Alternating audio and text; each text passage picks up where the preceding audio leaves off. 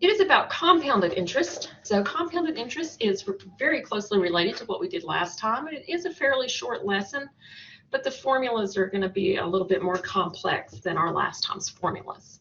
So first thing we want to establish is just the banker's rule. Not everything uses the banker's rule. It's kind of fallen out of modern use a little bit more with all of our computers and calculators that can do so much. But dealing with 36 in a math equation or any multiple of it like 360 is easier than dealing with 365. And so in years past, bankers used what they called the banker's rule for 360 days in a year to calculate interest in things, and it's essentially just close enough. You're going to want to use the banker's rule, and there's 360 days in a year for that homework. These are the formulas. And as you can see, those are a lot more complex. There's a lot more going on there than we've done in some of our other formulas. So this is a page you might want to print that slide, take a picture of it. I've got our previous formula kind of written in the bottom left. I'm going to flip back and forth so that we can see what it is we need to do and bring those things up if I have any sort of a question about it. This second formula, T does have to be in years. Y is the yield, the investment's effective annual yield. So if you need the yield, you do want to do that last formula. Okay, and if I weren't going to show you an examples, I would say, well, that's it, good luck. But we've got a few examples for you, and then I think your time is best spent doing homework, and send me a question if you get really stuck on something. So these, you might can see it's a little bit blurry. I just did copy and paste. We're going to find the accumulated value of an investment of $10,000 for 5 years. So $10,000 investment, 5 years, and the rate of 5.5% if the money is compounded annually, and then quarterly, and then monthly, and then continuously. So let's go back and look at those formulas for just a minute. N is the number of times, because we didn't have an N in our previous formula. N is the number of times that it's compounded each year. So on that example that we're going to do, when they change the number of times it's compounded per year, what they're actually changing is the N value. Dealing with compounded semi-annually, whenever you've got compounded semi-annually, N is 2, because that means twice a year. Compounded quarterly means N is 4. It's every 3 months or 4 times a year. Compounded monthly, of course, is 12. And compounded continuously. How is that possible? Well, we don't want to get way too deep, but what happens is that if you compound it more and more often, notice this went from 2 to 4 to 12, well then what if you compounded it once each week? That's 52 times. Or you compounded it once every day, which is 360 times with banker's rules. Because we're rounding to the nearest penny, it ends up being that we could use a much simpler formula and say it was compounded continuously. So on this page, when you are looking at this formula with the E, that is your formula that is for continuous compounding. You would get essentially the same answer if you just used a really big number in one of these formulas over here for N, and you said, okay, let's do it twice a day. Let's do it 720 times a year. You could still use that formula, and it would round to the same. But you just as well use this formula because it's so much easier. This really has several different problems in it, and we'll just kind of go back and forth on there. Now, I'm going to write down that formula again in general. So I have A is equal to P 1 times 1 plus R over N raised to the NT. My principal is 10,000. My interest rate is 5.5%, which is 0.055. My T is 5 years. And N is going to change with every one of those problems. So what I'm going to do is I'm going to bring up a calculator again, and we're going to rework this problem over and over for parts A, B, and C from the calculator, looking at that formula.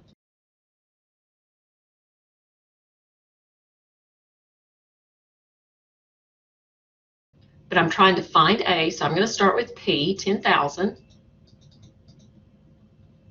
open parentheses, 1 plus. Now I need to put in the R in the end, but that's a fraction, so alpha y equals, enter. That lets me enter that fraction, 0.05. And then N, remember on part A, and it says it just here to the left of the calculator screen, N is 2. So now we go to the right, close those parentheses. I'm going to use the caret key, that little arrow up that's just above your divide, to get to my exponent, and there needs N times T. So once again, N is 2, and then we need times, and T was 5. So I know that's a lot of typing in. You can do it in pieces if you want to, but if you do have access to a calculator like this, which I hope you do, then you can just put it all in at once, and it makes the work much easier. So I'm going to hit enter, and I find out that the amount for part A, move that over there so I can write it down, is $12,800 and approximately 85 cents. So 12,800 and 85 cents. Now the only thing that's changed in part B is that we now need N to be 4. So we'll look at another nice little calculator trick. If I want N to be 4, so you can see that to the right of the calculator over here, I don't really want to retype all that. The only number I need to change is I need to trade out both of those 2's and make them a 4. So that I don't have to do the whole thing again, there's 2 ways to do this. I could hit second enter, and it just retypes what you typed before, but you can also go up a couple of times, and it's kind of like a copy and paste feature. Once you have what you want to use again, you hit enter, and it copies it over. So now I can simply back up and type a 4 in place of the 2, and don't forget that there's 2 places to do that. So now I have everything already redone by just trading out that N to be a 4. So I can hit enter. And doing it quarterly then, as opposed to semi-annually, does give you a little bit more money. Not a lot more, but it's 12,820. So I'm going to do that 12,820 and then 37 cents, rounding it to the nearest penny. 12,820.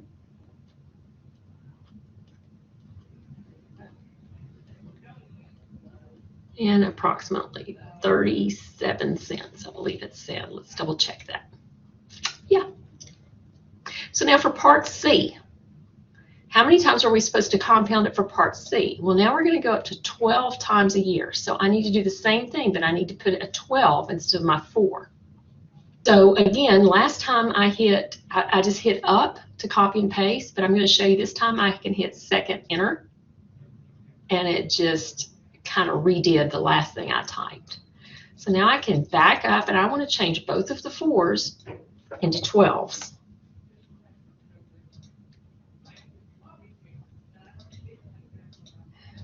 Now on this one, when I type that 12, it is going to type over that times 5 unless I insert, but I'm not sure it's really worth it, so I'm just going to do 12 times 5, and see, it just kind of scooted it over.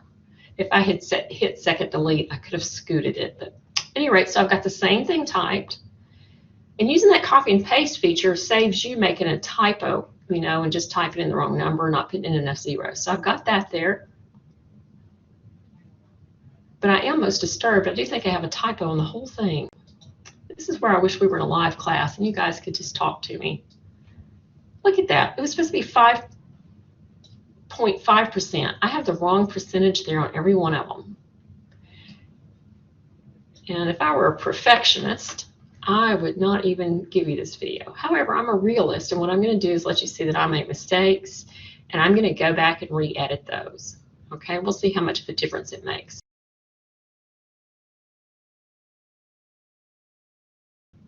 Now, compounded continuously is an entirely different equation. It is the one that is shorter, so I'm just going to kind of go over here and we'll put D.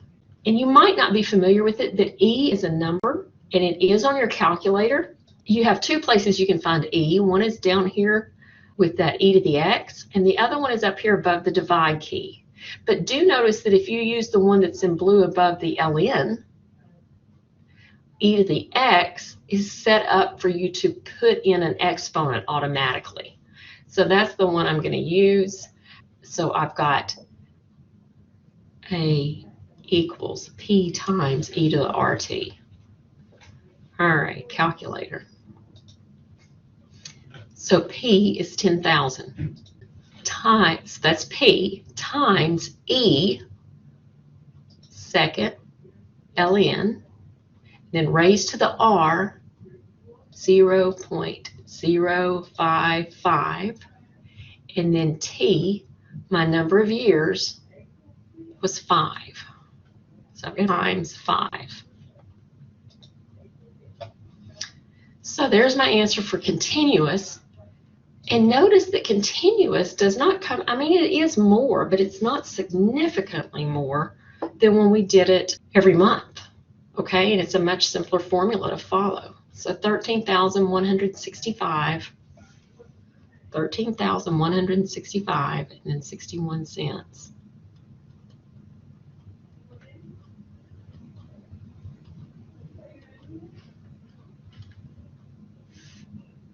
And again, just to make this look like it's supposed to, that is E raised to the RT. So we've used our calculator quite a bit. We used that really ugly formula. We typed back over it, and then we found E. Okay, E is a number. It's approximately 2.72. Suppose you have $6,000 to invest. Which investment yields the greater return over 4 years? 8.25% compounded quarterly, or 8.3% compounded semi-annually. The yield, that is an effective annual yield in decimal form. And so you can use that formula and find out the higher yield, or you could use this first formula and just find out which one you're going to get more of, and then just find their difference. Let's go look at that question again. Which investment yields the greater return? You're just trying to find out which one is going to come out better.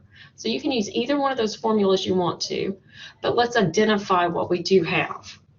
6,000 is your starting amount. That's your principal. We have two different rates, so I'm going to call that R1 and R2 because we've got two different things.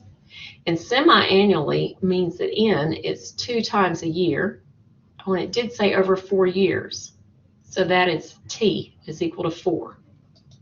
If I use this formula, okay, and you could use this one and subtract, but this one has the Y, so that's geared towards the yield. It's 1 plus R over N to the N minus 1. 1 plus R over N raised to the N minus 1. That is the yield.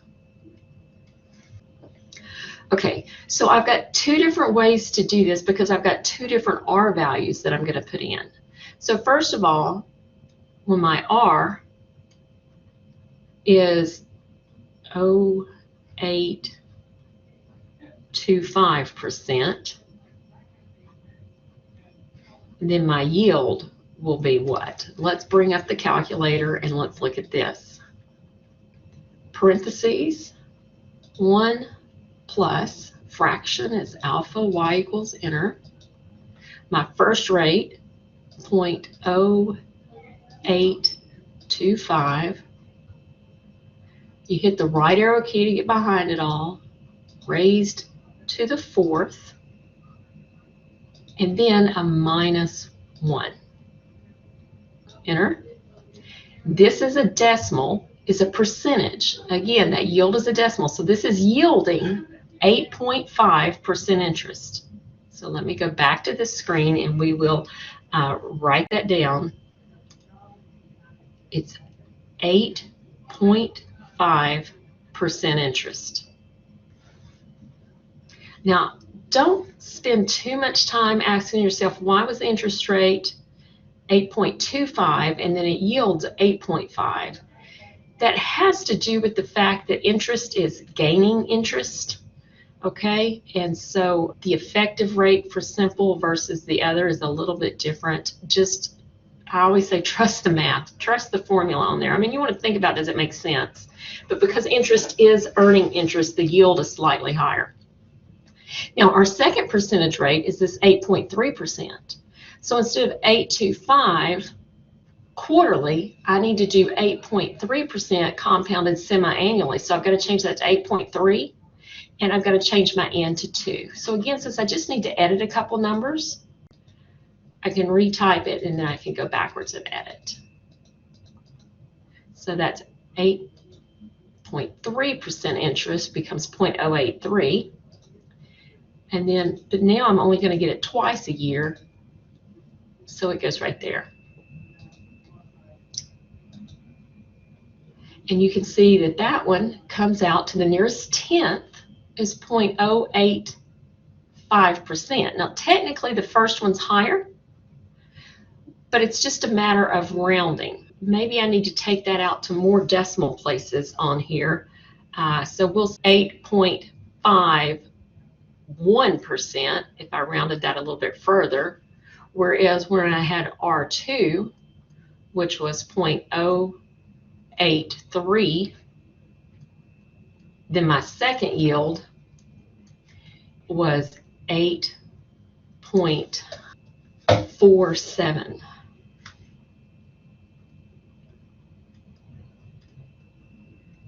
So man, it really doesn't make much difference. Even though they're not the same percentage rate and you're not getting it at the same time, they're really close on their yields. All right, one more slide to get through. Invest, okay, that's our original amount, that's P. The percentages are compounded daily banker's rule. That was supposed to be a 3. 360 times a year.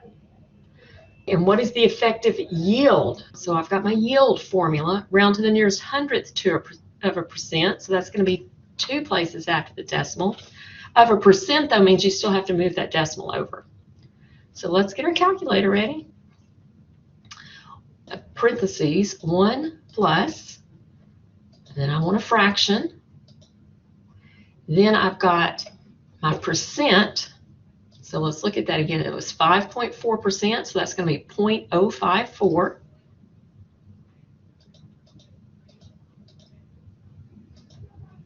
Over N, this was banker's rules, so daily was 360.